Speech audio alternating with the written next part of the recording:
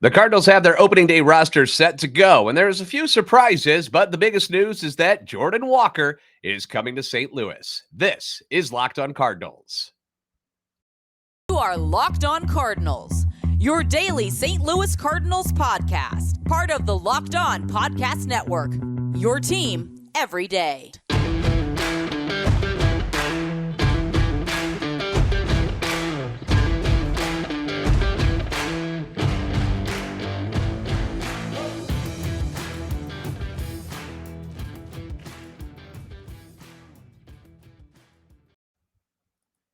Hey there, Cardinals fans. I'm JD Haffern, and I'm a national radio sports anchor, born and raised in the Lou, and a lifetime Cardinals fan. And I'm your host for Locked on Cardinals, part of the Locked on Podcast Network, covering your team every day. You can follow me on Twitter at JD Sports Radio. You can follow the podcast at LO_Cardinals. Want to thank those of you who make Locked on Cardinals your first listen every day. We are free and available wherever you get your podcasts, whether it's iTunes, Spotify, Google Podcast.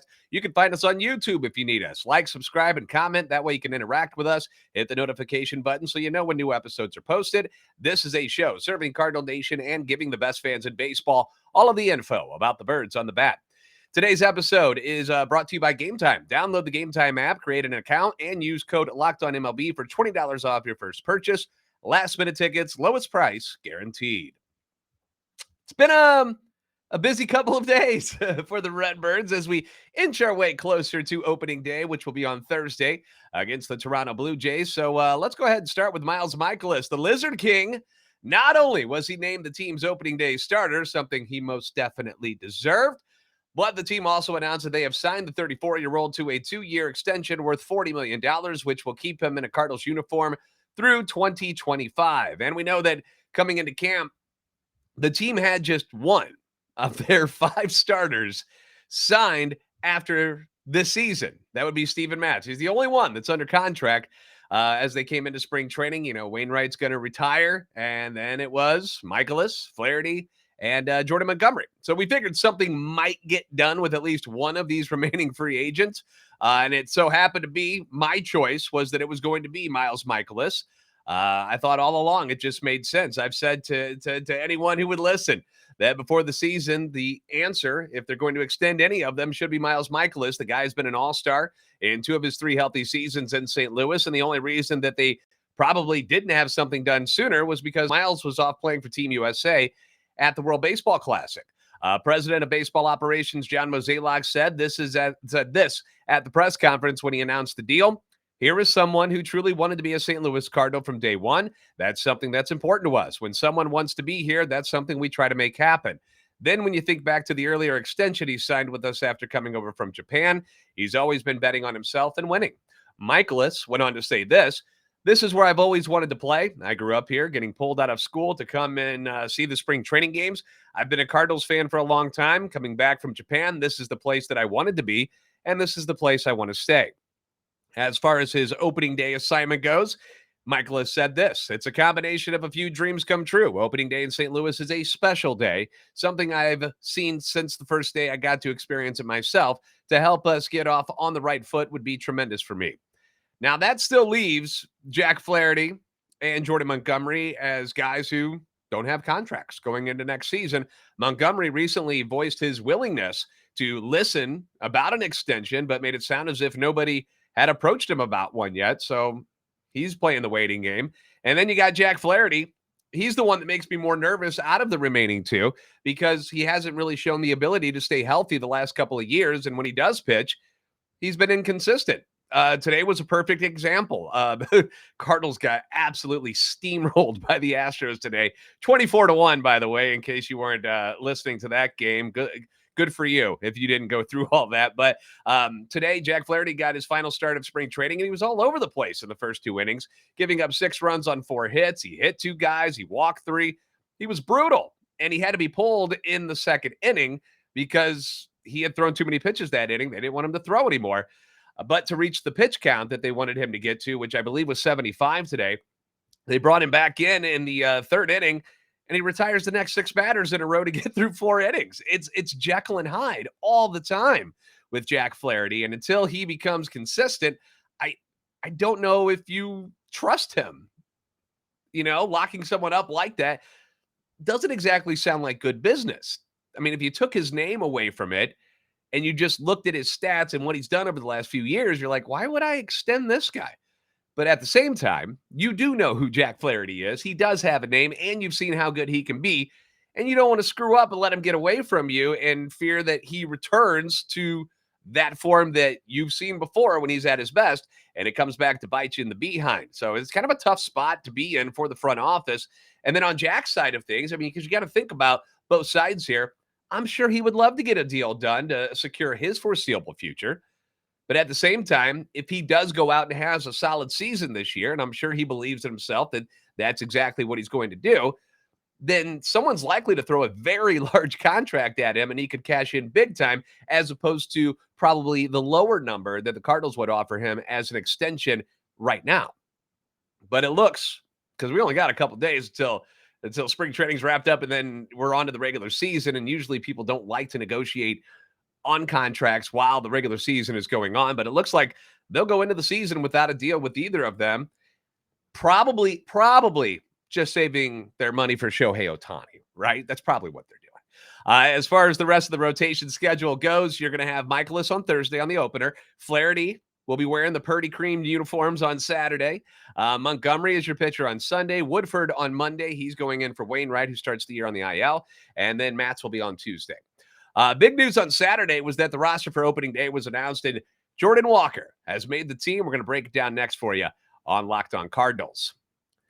Ultimate Baseball GM. Have you started playing this yet? If not, you're missing out on a good time. If you've ever wanted to manage your own professional baseball franchise, your dreams can come true with Ultimate Baseball GM. Manage every strategic aspect of your team. You play through the season, you lead your team to glory, or you can get fired if you're like the guys, with Houston, or H-Town with Houston, and we got Berkey with the A's. Those are the only ones that I know of that at least have admitted that they've been fired on this game so far.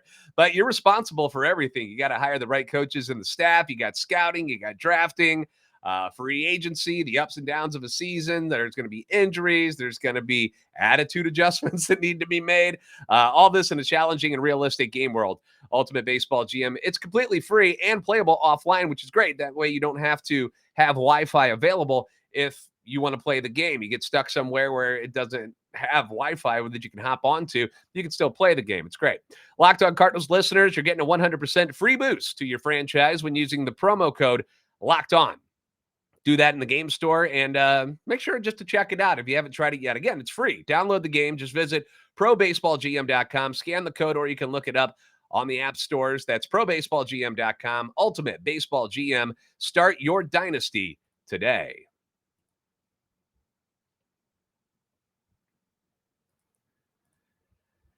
So coming into the spring training this year, the thought was that top prospect Jordan Walker would probably start the year at AAA Memphis. He didn't play there last year. He has only played as high as AA, and he was very good at Springfield. The idea was that he would have to have an absurd camp to force his way into the outfield that was already a little bit crammed. We've already got kind of a traffic jam in the outfield, and now you've got your top prospect who was a third baseman, but you've got that guy Nolan Arenado over there. He's not going anywhere. So they put him into the outfield where he has a chance to play sooner at the major league level. And one thing that Walker had going for him coming into the spring training was the fact that Tyler O'Neill and Lars Nootbaar weren't going to be around for most of camp because they're going to be playing in the World Baseball Classic. If it was a normal spring training, you may not have gotten as many at-bats as Jordan Walker got. You wouldn't have gotten to see him as much as we've gotten to see him to make a decision on whether or not he should be on the roster or not. You probably would have just immediately been like, all right, he's going to get 20, 30 at-bats maybe, and he's going to go to Memphis. But because of the fact that the WBC was going on, Walker got plenty of playing time and at-bats to show Ollie and the coaches that he belongs at the major league level. And he certainly made the most out of those at-bats early on. Remember when he came out of the gate just scorching hot, was batting .500 with 3 home runs and 6 RBIs in his first 16 at-bats. We were all bowing down to him. We're like, oh my gosh, he's the greatest hitter of all time. Like, we all went gaga for him. And he started getting more national coverage, and everyone just assumed he was ticketed for St. Louis. But he has the shoulder injury, the quick little shoulder injury from sliding head first, which he still has to learn to stop doing. Feet first, my friend, feet first. But then his numbers began to dip big time. And I wonder if maybe, at least I did, I wondered if they were going to send him down after all. He went 0 for his last 14 and has a freakishly horrible split against left-handers. I've pointed it out multiple times now, but 1 for 25 this spring against lefties. That's a 40 batting average, while against righties, 17 for 38, hitting 447, a 447 clip against righties. That's bizarre, and that's not going to sustain. I mean, it'll even out eventually, but just weird numbers there. But he had a good spring, despite the struggles later on. And when asked about Walker making the team, Ali said, before I told him, I asked him what his best tool was and what was the greatest thing he brings to the table. I was curious if he would say something along the lines of my bat or something like that. And he said, I don't think about things very long, good or bad. I just kind of move on to the next thing. That affirmed why he's ready. That's the separator. To get to the big leagues, yes, you've got to be able to hit. But when things get tough and you face adversity and people start to question your ability, can you cancel out the noise and keep doing your job? I think he has that ability. So Jordan Walker is on this roster. So congratulations to 20-year-old Jordan Walker. He has made the team. People are quite excited. And the next question was after he got the word, which, by the way, cool video online. The Cardinals posted it that you could see when Ali actually gave Jordan the news, and you can see all the emotions and stuff. Pretty cool. And you can see how ginormous Jordan Walker is compared to Ali Marmol, because they both get up for a hug, and Ollie's like hugging his belly button. Like, he's so big, dude. Just a massive man. But the next question was, what number is Jordan Walker going to wear? Because he's not going to wear 67, which he's done all spring. So jersey number has been decided. Walker has chosen number 18, which was last worn by the immortal Corey Spangenberg in 2022. But all jokes aside, there have been some notable names who have worn the number 18 for the Cardinals over the years. You got Del Rice, of course, Mike Shannon, number 18. One of my favorites, and I'm still salty about this trade, the Andy Van Slyke trade to Pittsburgh to bring in Tony Pena. That was a tough one because Van Slyke went on to be an absolute stud with Pittsburgh, but he was number 18 in his time in St. Louis. Remember the name Luis Alicea? He was number 18 for a few years. You may not remember this one, but I certainly do. Chris Sabo was number 18 at one time with the St. Louis Cardinals. He was with the Cardinals very briefly. I believe that was 1995, I think, is when he was there. Off the top of my head, that's what I think. It's 94, 95, somewhere in there. It's when the Cardinals were not very good. My wife is actually friends with his daughters, and I'll have to see if he's got any old Chris Sabo Cardinals memorabilia lying around their home anywhere. But that was a funny one. I forgot that Sabo was actually number 18. Now, one that I'm sure you guys will remember, and it's one that I remember it mostly for just because it's more recent. But that would be the number 18 was worn by who was going to be a superstar, Oscar Taveras. Like, he was going to be a star. And obviously his untimely death got canceled all of that out. After Tavares passed away, Carlos Martinez, who's his friend and teammate, ended up switching his number to number 18 and wore that in remembrance. It's still wild to me, the ripple effect that death caused on this franchise, because remember they had a hole all of a sudden in right field, so they went out and got Jason Hayward, and then they went and got Marcell Ozuna because they had to fill the Hayward hole after Hayward left to go to the Cubs, and it just trickled down, and you saw what the Cardinals had to give up to get Marcell Ozuna back then. So just a wild thing that happened there. Walker becomes the, what is it, sixth youngest? Let me double check this. Sixth youngest Cardinal to play on opening day. And it's also the seventh time in their history that the Cardinals have rostered a player 20 years old or younger on opening day, which included Hall of Famer Steve Carlton and Rogers Hornsby. The most recent Cardinal to debut at the MLB level before turning 21 was Rick Ankiel in 1999. So now in your outfield, you've got Jordan Walker, Tyler O'Neill, Lars Nootbaar, and Dylan Carlson. Those are going to be your four main guys. But there were discussions to be made and decisions to be made about the rest of the bench. What was that going to look like? Who was going to win the final spots in the bullpen, with a couple of surprise names actually making this team? I'm going to let you know who is in and who is out next on Locked On Cardinals. Now, we've all tried to buy tickets like tickets to our favorite sporting events, and we try to do it kind of late in the day. You're like, I'm going to go to this game. I want to go. And buying tickets to your favorite events, it shouldn't be stressful. It shouldn't be a problem. And Game Time is going to help you out with this. They're the fast and easy way to buy tickets for all the sports, the music, the comedy, theater, all of that stuff. They've got it all near you. Wherever you're going to go, wherever you're at, they've got the hookup on the tickets with great deals on last-minute tickets and their best price guarantee, so you can stop stressing over the tickets and start getting hyped for the fun you're about to have.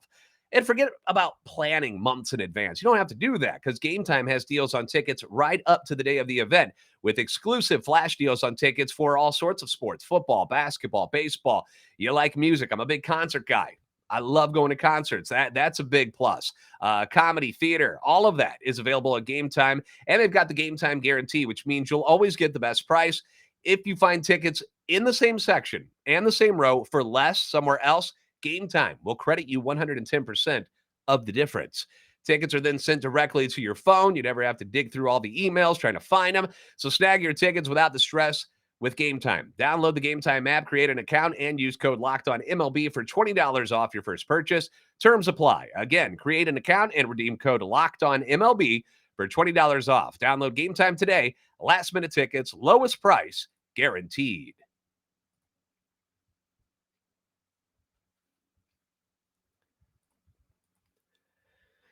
It's not the official rosters because those won't be solidified until Thursday, but the anticipated 26-man roster for the Cardinals was released, and it is as follows. At catcher, you've got Willson Contreras and Andrew Knizner. Knizner was in the lineup again today. He went 1 for 2 against Houston, which raised his spring average to 128. Please, baseball gods, let Willson Contreras be healthy this year because I don't know how much we can take of Andrew Knizner batting. I don't mind him behind the plate. I think he does a fine job there. Not great, but he does a fine job. But I can't watch this guy take at bats. Like, it hurts my eyes. Around the horn on the infield, you've got Nolan Arenado at third base, Tommy Edman at shortstop, Brendan Donovan at second base, Paul Goldschmidt at first. Nolan Gorman will play second base and third base and do the DHing from the left side. And then you've got our man, Taylor Motter. Taylor Motter. Unbelievable that this guy made the roster. He's got no business being on this team coming into camp. You're like, well, what? Who is this guy? 33-year-old utility guy. He showed out, man. He comes into camp and plays all 4 infield positions, does it well. Hits .235, which is nothing great, but 3 home runs, 6 RBIs, surprising 4 stolen bases for Taylor Motter. Because you look at Taylor Motter and you don't think, you know what? Stolen bases. You just don't. So you got to be happy for the guy. I'm thrilled for the guy. I thought it was cool. And because of the injury to Paul DeJong, seemingly that final spot on the roster was going to be between Motter, Juan Yepez, and Alec Burleson. And I just figured that Juan Yepez, I thought he was in, man. I thought he was going to make it, but he got option to Memphis. He's out. Hit .224 this spring, had 1 home run, but drove in 12 guys. That was second on the team this spring. And with him going down, that means that Alec Burleson is now on this roster. And Alec Burleson, putting a picture up there on YouTube for you guys, hitting way better recently. Like, he got off to a very cold start in the spring, and I even mentioned it on a couple of shows where I was like, he's not really showing me all that much. Maybe he needs to go back to AAA for a bit. But recently, 8 for his last 21. That's a .381 average. Hit his only home run of the spring, 5 RBIs. Here's the other side of it, though, too. You know how the Cardinals and Ollie, they like flexibility. They like guys who can play just about everywhere. We know Yepez sucks in the outfield. He's just not very good. He does an okay job over at first base, but Burleson can not only play the corner outfield spots, but he's also played a very good first base while Paul Goldschmidt was away at the WBC. Plus, he's a left-handed hitter, which also didn't hurt his cause. So you get a lefty off the bench there. It makes sense. It definitely makes sense why Alec Burleson made this team over Juan Yepez. I just was a little bit surprised that he didn't make it. In your bullpen, you have from the right side, Ryan Helsley, Giovanni Gallegos, Jordan Hicks, Andre Palante, Chris Stratton, damn glad to meet you, and Drew Verhagen, the comeback kid, Drew Verhagen, who most of us left for dead after last year, and he had his hip surgery and has had an outstanding spring, made this team, gave him a reason to keep him around. Obviously, he was under a 2-year deal, so he still had a year left on his contract. So they were hoping that he was healthy and doing well, and that's exactly what he did this spring. So Drew Verhagen is in. Now, from the left side, Ollie is keeping Zach Thompson, obviously. Zach Thompson, awesome again today against Houston. He strikes out 2 in another 1 1/3 innings of shutout ball. Hasn't allowed a run all spring in 11 appearances, struck out 12 hitters. The dude has been absolute money. And he's going into the season as your top left-hander out of the bullpen. But then there had to be a decision made on who the other left-handers were going to be. And the decision they made, it puzzles me. It puzzles me for sure. They're keeping Packy Naughton over Andrew Suarez and Genesis Cabrera. So Packy Naughton is now back on the Cardinals roster. He hasn't been all that effective this spring, and he got lit up today. 5 runs, 5 hits, and just 2/3 of an inning. So this spring, Packy Naughton has given up 10 earned runs on 17 hits in 10 innings of work with 4 walks and 7 punchies. What about that line says, you know what? You belong on the opening day roster. I can only assume the reason Packy Naughton is on here is because it's a 40-man roster decision. That's the only thing I can think of. It can't be a performance decision because Packy hasn't shown me diddly poo this spring. In fact, every time I turned it on, he was getting ripped or he was walking. So I did not enjoy me some Packy Naughton this spring training. I was in the corner of Andrew Suarez. I thought Suarez had it locked up. He came into the day not having allowed any runs, none in 9 appearances, but even he got hit. It was a bad day for pitching altogether for the Cardinals. Again, 24-1 loss to the Astros. He got hit today in that blowout loss, gave up 2 runs on 3 hits, including a home run in his only inning of work. But his ERA, even after having a bad day today, is still at 1.80 this spring. He's allowed 10 hits, walked 2, and has 8 strikeouts in 10 innings of work. That's way better than Packy Naughton. Again, I think it just had to deal with the 40-man roster stuff. They don't want to take Packy Naughton off the 40-man roster. They also don't want to lose other people because if you take them off the roster, you got to put them through waivers and you can lose these guys. So that's the only thing I can think of. And I'm guessing they told Suarez, look, you've done outstanding. We're going to need you this year at some point, just not here on opening day. But I that's a bummer, because Suarez earned it, man. He had a great spring and Packy Naughton did not. But I don't make the decisions. Ollie Marmol and company do. So Packy Naughton is headed to St. Louis, while Suarez heading to Memphis. All right, the tournament returned this weekend. Have you guys been watching the college basketball? I know I have. It's been a lot of fun. Florida Atlantic? What? How is Florida Atlantic still hanging around? You got to love the Cinderella stories. And you've got today's games, and then it will be down to 4. There will be 4 teams left standing. Now is the perfect time to download FanDuel, America's #1 sports book, because new customers get a no-sweat first bet up to $1,000. That's bonus bets back if your first bet doesn't win. So download the FanDuel Sportsbook app. It's safe, secure, and super easy to use. Then you can bet on everything from the money line to point scorers and three-pointers drained. Plus, FanDuel even lets you combine your bets for a chance at a bigger payout with the same game parlay. I'm one of those guys who does not like to put one massive bet on one thing. Like, I don't just put on the money line. I don't do that. I like to spread it out. I like to have multiple bets. It makes it more entertaining when you're watching these games. So don't miss the chance to get your no-sweat first bet up to $1,000 in bonus bets when you go to FanDuel.com/LockedOn. That's FanDuel.com/LockedOn to learn more. Make every moment more with FanDuel, an official sports betting partner of the NBA. Thank you guys for making Locked On Cardinals your first listen. Now for your second listen, why don't you check out my guys over at Locked On Fantasy Baseball. I got a draft tonight. And I got to listen. I got to cram in some episodes from our guys at Locked On Fantasy Baseball. Matt and Dom every day bringing you the best fantasy draft strategies. They tell you who are the guys you should reach for, who are the guys that are going to disappoint, guys to stay away from. They've got all the info for you. Find Locked On Fantasy Baseball wherever you get your podcasts and on YouTube. It's part of the Locked On Podcast Network, your team every day. Cardinals have one final spring training game tomorrow against Baltimore, and then it's off to St. Louis. And opening day coming up on Thursday. I'm very excited, and I saw that the weather, fingers crossed, 67 and sunny. Hell yeah. If you haven't already, please give us a follow on Twitter at LO_Cardinals and at JD Sports Radio. Like and subscribe on YouTube to help our channel and our love for the St. Louis Cardinals grow. You're the best fans in baseball for a reason, and I'll see you next time on Locked On Cardinals.